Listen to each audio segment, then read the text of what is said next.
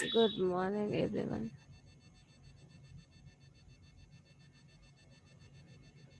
Start your videos.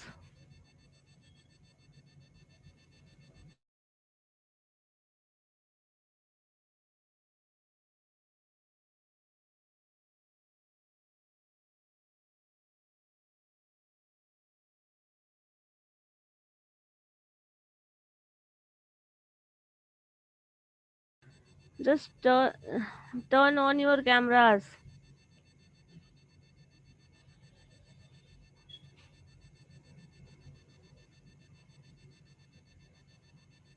Am I audible or not? I said turn on your cameras.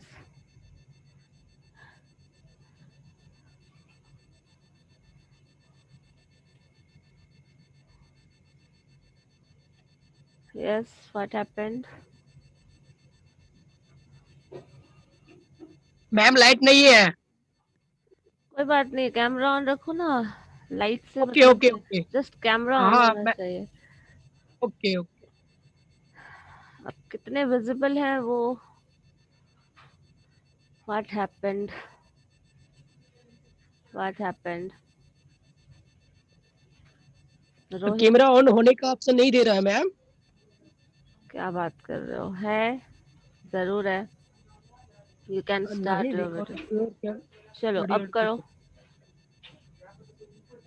चलिए करिए। हाँ अब दे। Now हाँ ओके। सो लास्ट डे मैंने आप लोगों को एक क्वेश्चन सोचने के लिए कहा था। How statistics is going to be misused? Can anyone tell me how it is going to be misused? Tell me. Ruchi, Rohit, tell me.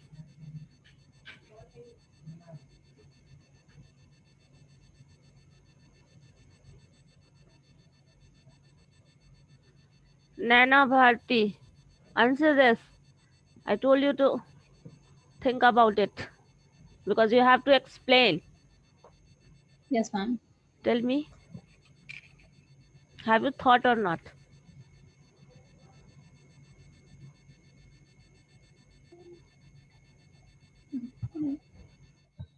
No, ma'am. Only just thinking is your homework and you have not done that only. Why so? सोच भी नहीं सकते? सोचने के लिए भी 5 minute समय नहीं है आपके पास? क्यों और कैसे?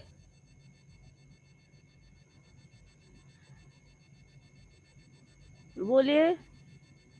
रुचि, आंसर मी।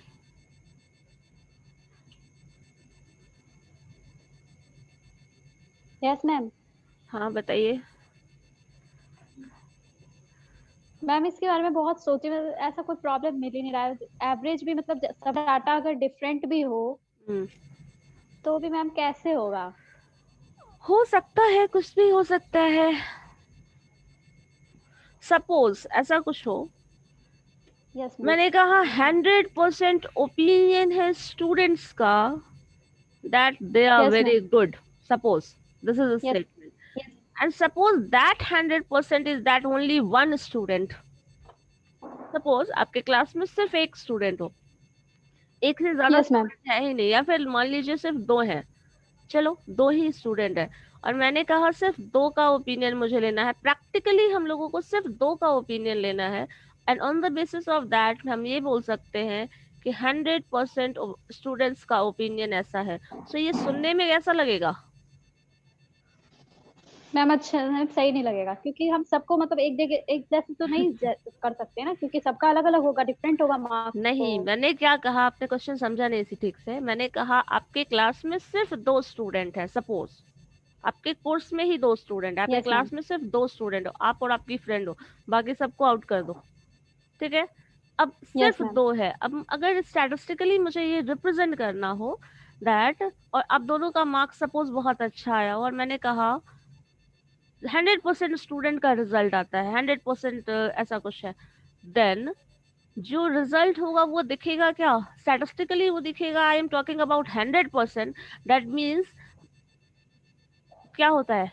इम्प्रेशन क्या जाएगा, एटलीस्ट 60-58 स्टूडेंट्स होंगे, and on the basis of सिर्फ 2 हम ये बता रहे हैं, और वो 2 ही स्टूडेंट है। ये मेरा स्टेटमेंट गलत नहीं है कि 100% स्टूडेंट्स का ओपिनियन ऐसा है, ये स्टेटमेंट गलत नहीं है, लॉजिकली वो स्टेटमेंट भी करेक्ट है, बट यहाँ पे डिस्ट्रस्ट हो सकता है, क्या मिस यूज किया जा रहा है। मैंने कहा 100% स्टूडेंट्स का ओपिनियन है और उसकी वजह से उसके एवज में हम कुछ बेनिफिट लेना चाहते हैं, लाइक वैसा कुछ है। और जो नोटेशन इसको स्टैटिस्टिकली रिप्रेजेंट कर रहे हैं like 100%, but that is actually the opinion of only 2 students, because उस पूरे बैच में 1 है। सपोज आप क्लास में सिर्फ आप हो और आपने कुछ यस भी मैम, मार्क्स लाया, तो आप खुद ही टॉपर हो, यस मैम, क्योंकि कोई तो है नहीं क्लास में। बिकॉज और कोई दूसरा तो ऑप्शन नहीं है। सो रैंक 1 तो आप ही का आएगा। अब रैंक यस आपने मैम, कहा और उसी में आप बोल रहे हो हम रैंक होल्डर हैं, लाइक ऐसा कुछ है। दैट मीन्स क्या होगा, ये स्टैटिस्टिक्स का मिसयूज है कहीं ना कहीं। Yes yes ma'am, misuse है। Sumit, tell me, do you want to say something?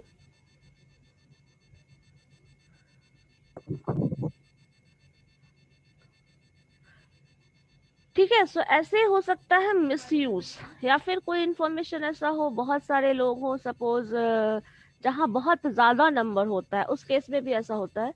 जैसे मान लीजिए बहुत लोगों की मेजोरिटी वाला कंडीशन जो हम लोग लेते हैं, सपोज एक ग्रुप है जो कि एक पर्टिकुलर इंसान के किसी थॉट को फॉलो करता हो, तो जो भी वो पर्टिकुलर इंसान कहेगा उसके इन्फ्लुएंस में सब लोग रहेंगे, और उसकी वजह से सबका ओपिनियन चेंज होगा। तो कहीं ना कहीं एक जो पर्टिकुलर इंसान है उसका इन्फ्लुएंस बाकी पे है, तो यहाँ भी डिस्ट्रस्ट वाला जो ओपिनियन है या फिर मिसयूज वाला जो टर्म है वो हो सकता है। खैर, इस चीज को बस एग्जांपल में आपको और इसके लिए सोचना होगा प्रैक्टिकली। ये रैंकिंग वाला एग्जांपल सबसे अच्छा है आपके लिए। अगर एक ही स्टूडेंट हो, सपोज 2 ही 3 स्टूडेंट हो, तो फर्स्ट 3 रैंकर्स आप हैं, एंड दैट मीन्स अगर रैंकर की बात हम करते हैं, टॉप 3 रैंकर्स की बात कर रहे हैं, तो ये माना जाता है एटलीस्ट क्लास में 60 स्टूडेंट्स आर देयर और 30 स्टूडेंट्स आर देयर, उसमें आपकी रैंकिंग इतनी है। ठीक है, तो यहाँ पे आप मिस यूज कर सकते हैं। आपने डायरेक्टली ये नहीं कहा कि आप एक स्टूडेंट थे और आपने ऐसा कुछ रिजल्ट लाया, ये आपने कहा कि स्टैटिस्टिक्स के टर्म में बात की, रैंकिंग के टर्म में बात की। तो ये चीज थोड़ा मिसयूज किया जाता है कभी कभी स्टैटिस्टिकल डेटा का। ठीक है, चलो देखते हैं और कुछ। वैसे स्टैटिस्टिक्स में बहुत सारा ट्रस्ट डिस्ट्रस्ट है, बट फिर भी आपके पास और कोई ऑप्शन नहीं होता, इसलिए आप स्टैटिस्टिकल टर्म्स यूज करते हैं, लाइक चलिए देखते हैं क्या है।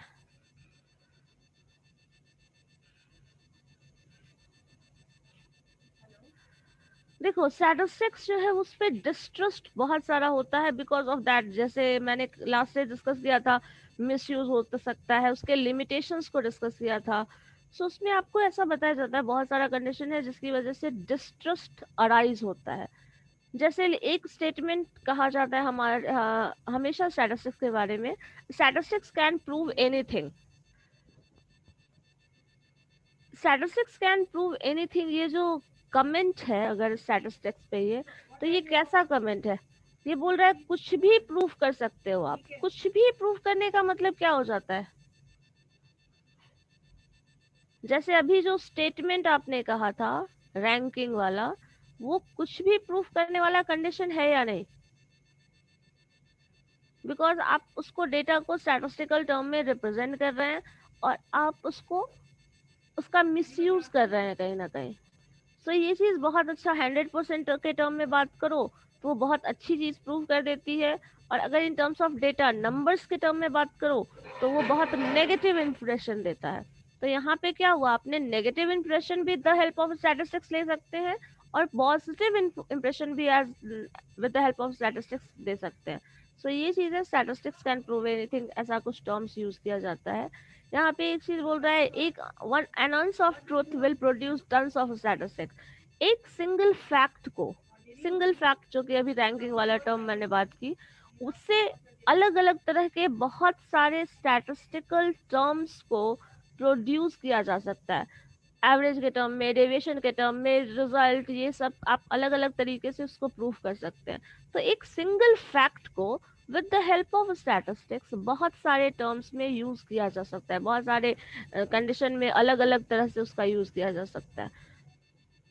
सपोज यहाँ पे ये भी एक चीज है, फिगर्स जो होते हैं, जो नंबर्स होते हैं, उनका सिंपल वो नंबर एक पर्टिकुलर पॉइंट को, एक पर्टिकुलर मेजरमेंट को मीन करता है, लेकिन उस मेजरमेंट को आप जो यूज कर रहे हैं उस पर डिपेंड करता है उसका रिजल्ट कैसा होगा।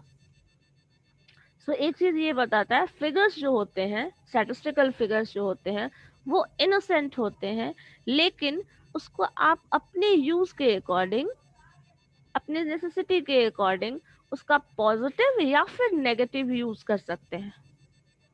सो ये चीज हो जाता है स्टैटिस्टिक्स का पे जो डिस्ट्रस्ट है उसको बहुत ज्यादा ये प्रमोट कर देता है कहीं ना कहीं। तो ये चीज बहुत ज्यादा जानने की जरूरत नहीं है, बस आपको ये जानना है डिस्ट्रस्ट होता है और क्यों होता है, जस्ट रीजन अबाउट दैट वो समझना है। देखो मिस इंटरप्रिटेशन ऑफ, और इसके बेसिस पे जो मिस इंटरप्रिटेशन लिया जा सकता है वो कुछ ऐसा हो सकता है। सपोज स्टैटिस्टिकल रिपोर्ट्स की बात करें, अगर स्टैटिस्टिकल रिपोर्ट्स में यहाँ लिखा है, एग्जांपल में मैं कुछ बता रही हूँ कि जो रोड के मिडिल ऑफ रोड पे जो एक्सीडेंट्स होते हैं वो जनरली कम होते हैं middle of road.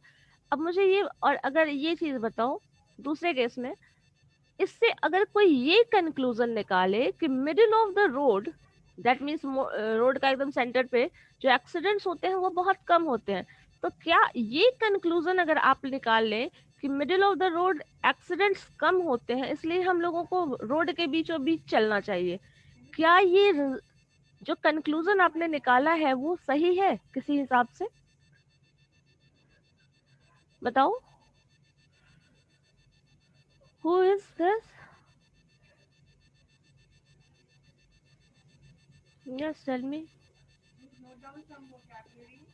No ma'am, नहीं सही है। सो यही चीज है, आप कैसे मिसयूज कर रहे हैं या फिर मिसकंसेप्शन जो हो रहा है उसकी बात कर रहे हैं। तो हम लोग क्या कर रहे हैं, एक स्टडी किया गया, सर्वे किया गया, उस सर्वे के हिसाब से बताया गया कि रोड के मिड में जो है वो एक्सीडेंट्स कम होता है। अब इससे कोई यही कंक्लूजन लगा दे कि बीच सड़क पे तो एक्सीडेंट्स होता ही नहीं है, तो हम ऐसा करते हैं कि बीच सड़क पे ही चलते हैं, तो पता चला रिजल्ट कुछ और आने वाला है, लाइक वैसा। तो ये सब कुछ एग्जाम्पल्स है। सपोज एक एग्जाम्पल इसका ये भी है, the number of students taking up mathematics honors in university has increased 5 times during last year. Thus, mathematics is gaining popularity among students of the university. Again, the conclusion is faulty since we are not giving such details about the subjects and hence comparative study is not possible. Obviously, जैसे कभी भी, जैसे देखो कभी भी comparative study अगर हम बात करें तो comparative study में हमेशा information जो है वो उसके प्रोज और कॉन्स दोनों का होना चाहिए। जैसे मान लीजिए आप बीबीए और बीसीए दोनों सपोज कंपेयर कर रहे हैं, yes tell me what happened Chandan? हाँ बोलो। नहीं, उस टाइम पूछ रहे थे ना क्वेश्चन, इसलिए अनम्यूट कर रहे थे, नहीं हो रहा। रेज हैंड करोगे फिर मैं अनम्यूट करने का ऑप्शन देती हूँ। वैसे बहुत ज्यादा आप लोग अनम्यूट करके फिर हल्ला करने लगते हो, दैट्स व्हाई मैंने म्यूट कर रखा है, फिर आपको मेरी बात समझ ही नहीं आएगी। सो होता क्या है, जैसे मान लीजिए कंपेटिटिव करना है, सपोज बीसीए का रिजल्ट बहुत अच्छा है ये कहा जाए, या फिर बीबीए का रिजल्ट बहुत अच्छा है, लाइक ऐसा कुछ स्टेटमेंट है, या फिर आपका परसेप्शन है, ऐसा ही कुछ मान लो। तो ये स्टेटमेंट जब हम बात कर रहे हैं ये बहुत अच्छा है, ये बहुत अच्छा है, तो ऑब्वियस सी बात है किसी न किसी पर्टिकुलर रिस्पेक्ट में आप बात कर रहे हैं, किसी से उसको कंपेयर कर रहे हैं। कोई अच्छा है मतलब किसी और से कंपेयर करके वो बता रहे हैं, कुछ स्टैंडर्ड लिया है आपने जिससे वो कंपेयर करके बता रहे हैं कि वो बुरा है, दैट मीन्स ये अच्छा है, लाइक ऐसा कंपैरिजन।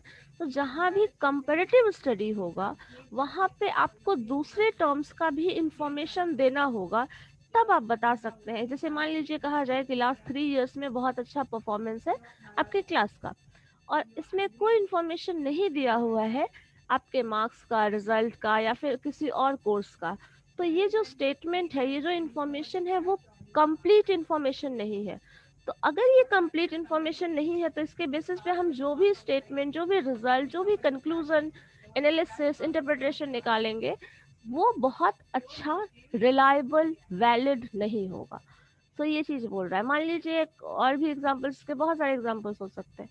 जैसे मान लो ऐसा कुछ कर सकते हैं, प्रॉफिट की बात करें, अगर हम लोग मैनेजमेंट और इकोनॉमिक्स की बात करते हैं बेसिकली, और प्रॉफिट लॉस तो हर इंसान का केस है।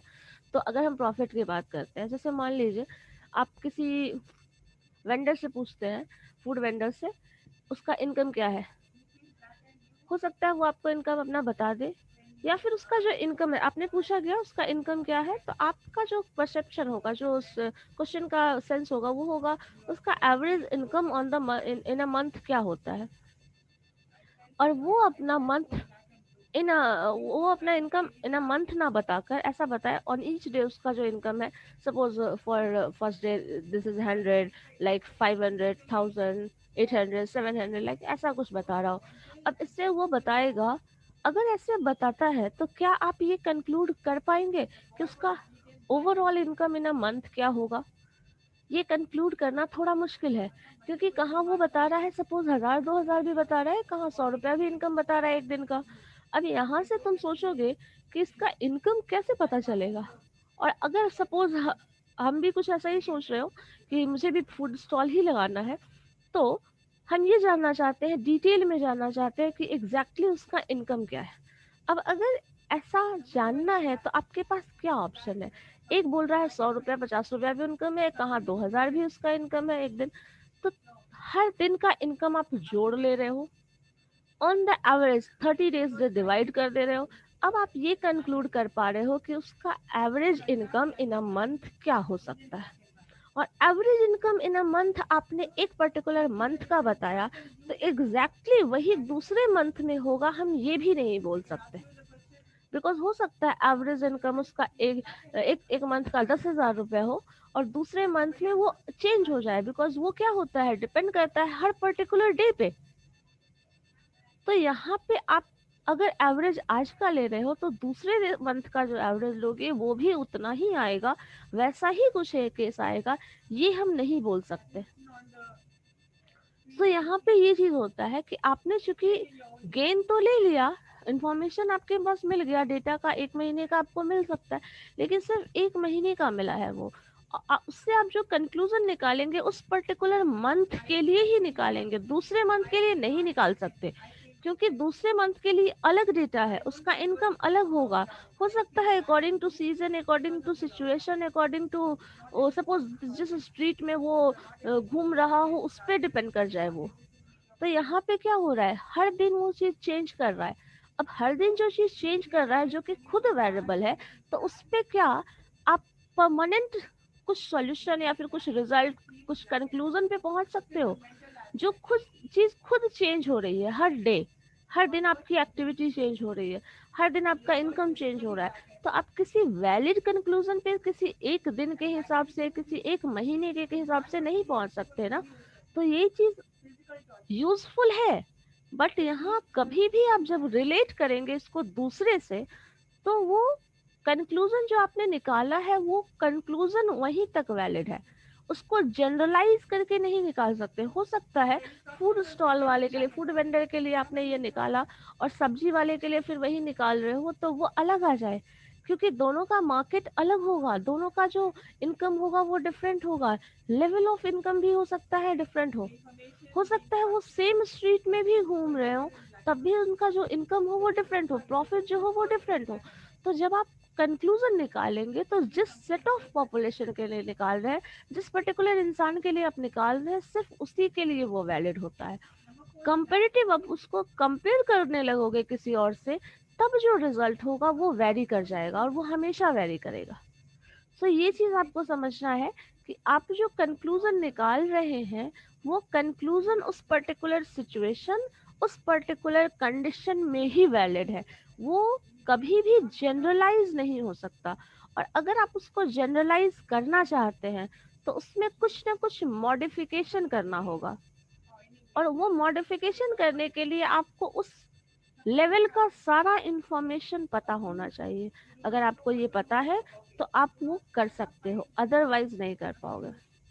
सो यही चीज, ये सारे एग्जांपल्स जो है वो यही बता रहा है, अगर आप कंपैरेटिव स्टडी करते हो या फिर एनालाइज करते हो, एनालाइज करके इंटरप्रेट करके जो रिजल्ट निकालते हो वो बहुत मैटर करता है, और वो आपका जितना कैपेसिटी है सोचने और समझने का वो टोटली उस पर डिपेंडेंट करता है।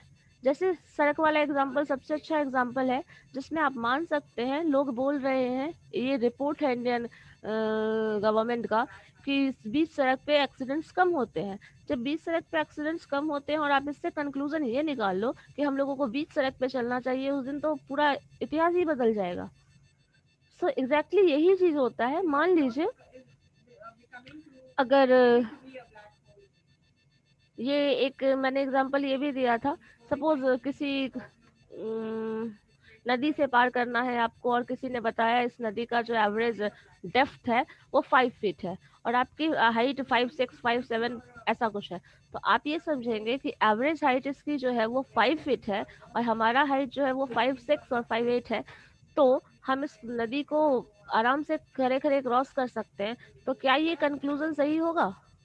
क्योंकि हो सकता है वो ऑन द एवरेज की बात कर रहा है, हो सकता है कहीं वो 8 फीट हो, कहीं वो 6 फीट हो, कहीं वो 2 फीट हो, कहीं वो 3 फीट हो, फिर एवरेज निकाल रहे हैं तो कुछ ऐसा हो। ठीक है, सो इस तरह के मिसलीडिंग रिजल्ट्स या फिर कंक्लूजन जो आप होता है, ये जो कुछ भी डिपेंडेंट है ना, वो आपके सोचने के तरीके पे डिपेंडेंट है।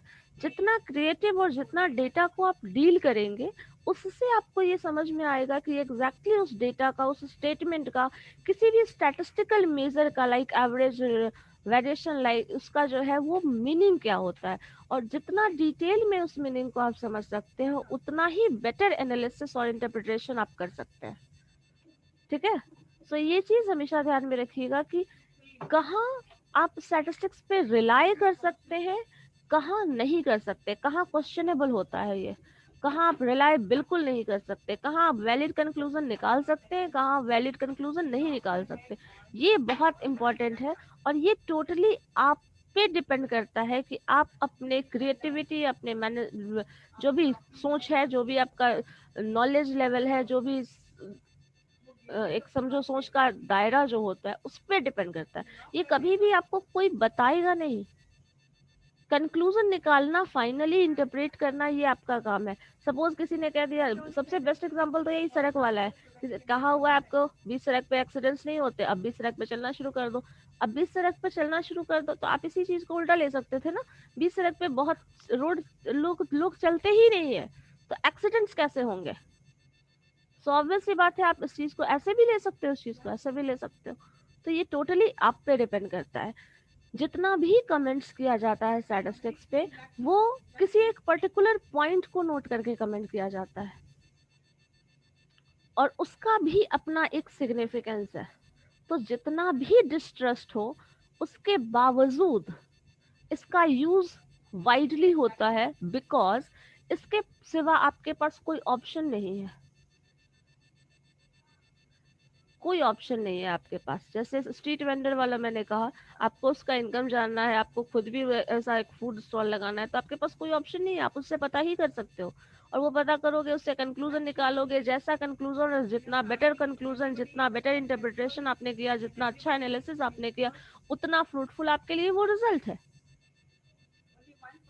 पता है यहाँ वेरिएबिलिटी होगी, पता है प्रॉब्लम्स होगा, बट फिर भी आपके पास दूसरा कोई ऑप्शन नहीं है वो जानने का कि फ्यूचर में इसका क्या हो सकता है।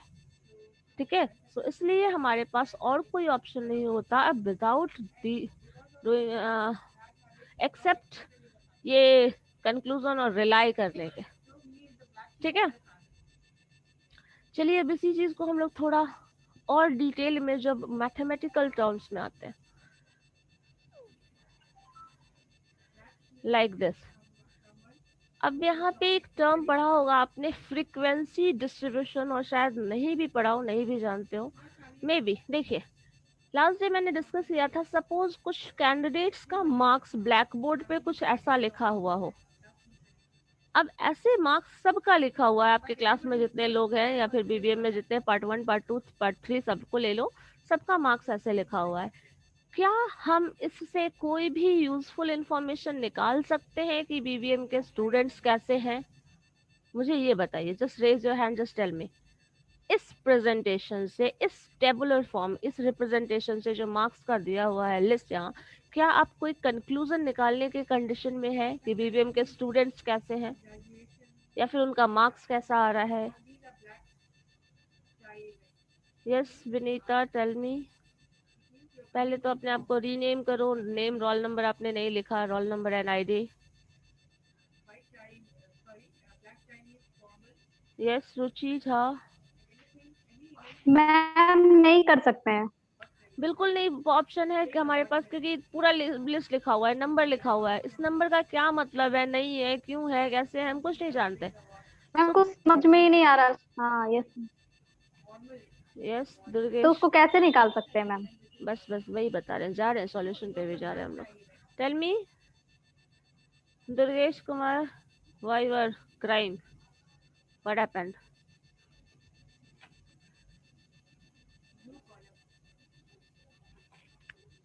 बोलिए, आप कुछ बोल रहे थे ना? Srishti, yes tell me. Good morning ma'am. हाँ बोलिए। मैम आपका आवाज नहीं आ रहा था क्या? मेरी आवाज नहीं आ रही है, मे भी आप नेटवर्क एरिया में ना हो। बोलिए। मैम आप जो रिकॉर्डिंग कर रही है वो आप यूट्यूब पे डालती है? हाँ डालते हैं। मैम नहीं मिलता। लास्ट डे तो डाला था आई थिंक। नहीं है। अच्छा ठीक है, मिल जाएगा, चलो। और बताओ, और कुछ? नहीं। चलो ठीक है, देन हम लोग इससे रिप्रेजेंट, अगर कोई भी नंबर हो किसी भी क्लास का, नॉट बीबीएम, मैथमेटिक्स, स्टैटिस्टिक्स, किसी को भी ले लो, अगर मार्क्स ऐसा लिखा हुआ हो तो उसका कोई मीनिंगफुल इंफॉर्मेशन नहीं होता। Yes ma'am. ठीक है, अब चलो इसी चीज को थोड़ा ही मीनिंगफुल बनाने की कोशिश करते हैं। अगर ये नोटेशन दे दे, लाइक इसमें से जितने भी लोगों का मार्क्स आया हो, सपोज 32 कितने लोगों का मार्क्स आया, देखो 32 यहाँ भी है, 32 इधर भी है कुछ, 32 दिस। मैम सेकंड रो में तो भी है। ऐसे, सो ठीक है, हम इसको ऐसे कर लेते हैं कुछ। इतने लोग हैं, 2 लोग हैं जिनका 15 मार्क्स आया है, 17 लोग ऐसे हैं जिनका 3 सॉरी 2 लोग ऐसे हैं जिनका हाँ सही है। मार्क्स आया है, 3 लोग ऐसे हैं जिनका 17 मार्क्स आया है, 2 लोग ऐसे हैं जिनका ऐसा कुछ मार्क्स आया। सो इन दिस वे हम लोग रिप्रेजेंट करें, थोड़ा मीनिंगफुल बना है ये, इसको और मीनिंगफुल बनाते हैं, जस्ट लाइक दिस। ऐसा नोटेशन डाल दें, 15 टू 19 एक रेंज बना दिया, एक लिमिट बना दिया। अब 15 से 19 के बीच में जितने लोग हैं, जस्ट काउंट देम, 2 3 2 2, ये जो आया है 9। आपका, ये आप इसमें लिख दिए। So there are yes ma'am. 9 number of students जिनका मार्क्स 15 टू 19 के रेंज में आया है, 19 तक का यहाँ आ चुका है। नेक्स्ट 20 टू 24 ऐसे स्टूडेंट्स हैं जिनका मार्क्स 11 लोगों का मार्क्स है जिसका 20 टू 24 के रेंज में आया। वो पहले हम लोग इस इंफॉर्मेशन को इसमें कन्वर्ट किए, फिर इससे हम लोग ये इंफॉर्मेशन ला रहे हैं। अब ये जो है वो ज्यादा अच्छा प्रेजेंटेशन है, रिप्रेजेंटेशन है of that set of data, जो कि कहीं ना कहीं हम लोगों को मीनिंगफुली उस चीज को रिप्रेजेंट करने के कंडीशन में लाता है। दैट मीन्स यहाँ पे हम एक वैलिड कंक्लूजन लाने के थोड़े कंडीशन में आ जाते हैं। ठीक है, और जो आप लोग यूज करते हैं वो एवरेज कुछ ऐसा ही निकालते हैं, लेकिन यहाँ पे थोड़ा सा चेंज है, शायद आपको लोगों ने नोटिस किया या नहीं, I don't know. 15 to 19 is there, 20 to 24 is there, 25 to 29 is there. जो आप लोग पढ़े थे उसमें वो रिपीट होता था। Yes Chandan, tell me what happened. हाँ यही प्रॉब्लम था जो अभी आप बता रहे, जो 20 से 24 होता हाँ है, वही ओके 19 से 94। हाँ हाँ, मुझे पता होता है आप लोगों को कहाँ कंफ्यूजन होगा। सो ये और होता कि 19 हाँ, एक जो सही तरीका है रिप्रेजेंट करने का वो यही होता है। ये जो फ्रीक्वेंसी टेबल है जो ये है, वही सही तरीका है। आपको शायद 0 टू 10, 10 टू 20 वाला कॉन्सेप्ट पता है, बट वो इसको हम लोग, इसमें दो डिफरेंट टर्म यूज होता है, एक होता है कंटिन्यूअस फ्रीक्वेंसी डिस्ट्रीब्यूशन और दूसरा होता है डिस्क्रीट फ्रीक्वेंसी डिस्ट्रीब्यूशन। सो कंटिन्यूअस वर्ड होता है जो कंटिन्यूटी को मेंटेन करता है, लाइक 15 टू 20, 20 टू 25 ऐसे हम कर दें तो वो कंटिन्यूअस होता है। दैट मीन्स कभी कहीं भी कोई ब्रेक पॉइंट नहीं मिलता। जैसे देखो 15 से 19 अगर है तो अगर इस चीज को हम नंबर लाइन पे समझें like this, just wait, number line पे समझे तो suppose this is 15 till 50, 15 to suppose this is 19, so this is 15 to 19 का डेटा आपने लिखा, 19 टू 20 है वो गैप है और 20 टू 24 आपका जो जा रहा है वो इधर शो कर रहा है, सपोज दिस इज 24, तो ये जो बीच में है वो गैप हो जाता है। सो ये कंटिन्यूटी को मेंटेन नहीं करता, इसलिए हम लोग इसको डिस्क्रीट टेबल कहते हैं। Okay, tell me what happened.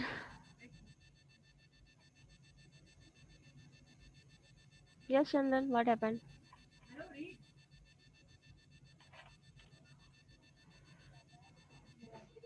पहले वाला है राइज सेंटर। Okay. ठीक है, सो ये चीज दो टर्म आपका आता है, एक कंटिन्यूअस फ्रीक्वेंसी डिस्ट्रीब्यूशन जो दैट मीन्स इसको हम फ्रीक्वेंसी टेबल और फ्रीक्वेंसी डिस्ट्रीब्यूशन बोलते हैं। ये जो है वो दो तरह का होता है, एक होता है कंटिन्यूअस और दूसरा होता है डिस्क्रीट। और ये जो देखिए ये कभी भी ना इंफॉर्मेशन में आपको जो क्वेश्चन सॉल्व करते हैं वो सारा कुछ फॉर्मुलेट करके दिया जाता है। Who is doing this?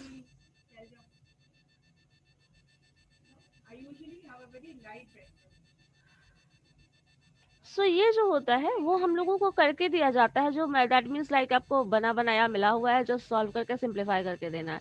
जो एक्चुअल डेटा होता है, कलेक्शन ऑफ डेटा, वो ऐसा होता है।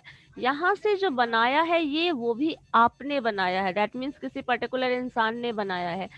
इसके बाद जो ये बना है वो भी बनाया गया है। अब पहले ये देखते हैं ये कैसे बना, उसके बाद हम लोग समझेंगे कि आगे कैसे रिजल्ट आ रहा है। ठीक है, यहाँ तक कोई कंफ्यूजन है? देन टेल मी, देन फिर वो कंफ्यूजन अभी खत्म कर लेते हैं, देन नेक्स्ट क्लास में हम कंटिन्यू करेंगे। हाँ मैम हेलो। यस बोलिए। हाँ मैम, जो इसमें नंबर उसमें से 15 से 19 आया, हाँ तो जिसका 19.5 रहेगा तो 19.5 रहेगा तो वो उसमें उसके लिए ऐसा फ्रीक्वेंसी डिस्ट्रीब्यूशन नहीं बनेगा, ऐसा फ्रीक्वेंसी डिस्ट्रीब्यूशन नहीं बनेगा वो। ठीक है, okay. Anyone? Ruchi Jha, tell me what happened. Ma'am मैं कह रही थी, हाँ बोलिए, बोलो। मैं बोल रही थी मैम कि फ्रीक्वेंसी टेबल जो हम बनाएंगे वो हम मतलब कौन से क्वेश्चन में बनाएंगे? मतलब अभी आपको बनाना नहीं है, आपको दिया जाएगा वो वैसे ही दिया जाएगा, लेकिन कैसे बना है वो जानना है, क्योंकि इसका यूज आप उसका बोले ना कंक्लूजन, इंटरप्रिटेशन, एनालिसिस करने में उसका यूज हो सकता है। अभी वो आपको बनाने Yes, के लिए ma'am. दिया जाएगा या डाटा नहीं निकालना। दिया जाएगा, that is a different thing. But ये कभी भी आपको जो ये डेटा आप पढ़ते हो, ये आप करते हो ना, ये डेटा ऐसा होता नहीं है कभी। मैम ये डेटा होता ऐसा है, ऐसा डेटा होता है जिसको हम लोग कन्वर्ट करके वैसा बनाते हैं, और वो कभी भी एक स्टैटिस्टिकल टास्क है जो आप कर रहे हैं। दैट मीन्स ये वो प्रोसेस है जो कलेक्शन ऑफ डेटा मैंने बताया था, presentation of data, then analysis, then interpretation, ऐसा कुछ बताया था ना, ये वो है। So this is the collection of data, then this is the presentation, then again this is the presentation, and you have to conclude something, analyze and all, फिर वो स्टेप आ जाता है। Yes ma'am. वहां तक का सिर्फ कलेक्शन एंड प्रेजेंटेशन की मैं बात कर रही हूँ, सिर्फ ये है वो। ठीक है, yes ma'am. Yes ma'am. Okay ma'am. Okay then. और कोई कंफ्यूजन टिल हियर? अगर कोई कंफ्यूजन है तो मुझे बताइए। यहाँ तक कोई कंफ्यूजन है तो बताइए, पूछिए अगर कुछ पूछना है then. Yes Sumit, tell me what happened. बोलो क्या हुआ, बोल सकते हो मैम आप। एग्जाम में थ्योरी भी आने वाला है। ये पता करना आपका काम है. Just go through your previous questions. But without knowledge of that, आप conclusion नहीं निकाल सकते. मैंने ये कहा. आपको रिजल्ट मैंने बता दिया. रिसर्च के बाद ये बताया कि रोड के सेंटर पे चलने पे एक्सीडेंट्स कम होते हैं. तो अब इस पे आपको डिपेंड करना है, आपको कंक्लूजन लेना है कि आप बीच रोड पे चलेंगे या साइड में चलेंगे. It is like that. So explanation आपको देना होगा, जो एक्सप्लेनेशन इन टैबुलर फॉर्म्स पे डिपेंडेंट है. अब एग्जैक्टली इतना सारा पेज में जो लिखा हुआ है वो आपको नहीं लिखना है, कभी भी उतना नहीं लिखना होता एग्जाम में. लेकिन हाँ, आपको ये जानना है बिकॉज कहीं ना कहीं किसी न किसी पर्टिकुलर पॉइंट को एक्सप्लेन करने के लिए इसका हेल्प आपको चाहिए. That's it. Okay ma'am. Yes ma'am. Okay, अब अटेंडेंस बोल दीजिए. रोल नंबर 1 2 रोल नंबर 1 में प्रेजेंट. 1 प्रेजेंट. ओके, 2 म्यूट इस योरसेल्फ. मैथ बनाना कब स्टार्ट करें? बना आधे चुके घंटे हैं, बहुत बना चुके हैं. मैथ्स से बहुत बना चुके हैं, तब से वही कर रहे थे. Roll number 2 is there and just mute others. 3 present ma'am. 3. Okay, 4. Ma'am 4. Okay, 4 5 6 present ma'am. 7 8 present ma'am. 8 yes ma'am. 7. 9. Okay, hold Yes. 9. Yes, ma'am. 9. Yes, ma'am. Just stop. 9 is there. 10 11 Yes, ma'am. 11 12 13 Yes, ma'am. 12. Okay, Present, ma'am. 12. 13 Present, ma'am. 13. Okay, 14. 13 absent है ma'am. अच्छा ठीक है, आप ma'am, उसके 13 present है. Tension मत लो. आप उसके टेंशन मत लो. Then 14 15 Yes, ma'am. दुश्मनी है क्या दुर्गेश?